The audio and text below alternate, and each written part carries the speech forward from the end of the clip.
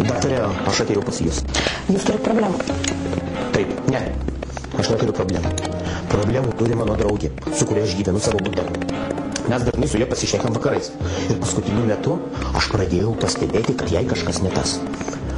Ir aš sužinojau, kad joje viduje gyvena vyras. Mūsų praktikoje pasitaiko tokiu atveju, tai vadinama asmenybės susidvejinimu. Ne, tai ne asmenybės susidvejinimas. Problema yra tame, kad tame vyre, kuris gyvena joje, mano draugė, gyvena dar viena moteris. Tai jau asmenybės susidvejinimas? Ne. Baisiausia, kad toj moterį gyvena dar vienas vyras. Įsivaizduojat, mano draugėje gyvena vyras, jame gyvena dar viena draugė ir toje draugėje gyvena dar vienas vyras. Tai jų jau 4? Gerai būtų, kad jie būtų tik 4. Baisiausia, kad tame vyre, kuris gyvena mano draugės draugo draugiai, gyvena dar viena moteris. Maža, bet moteris. Įsivaizduojat? Aš sakau, reikia su tuo kažką daryti. Manau, kito vizito metu gal galėtumėte atsivesti ir draugę.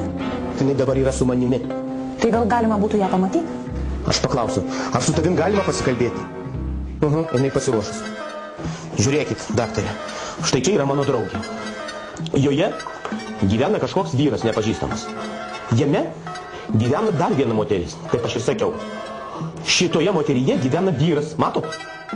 O šitame vyre gyvena va šita va maža nagla moteris. Dėl šitų problemų nėra. O va šita va, eik į priekį. Va šita man neduoda net įsižiot. Jinai pastoviai atsikalbinėja ir neklauso. Ją reikia gydyti. Šitas aš pasiimsiu visus. O va šitą va prašau gydyti. Darykit ką nors dar.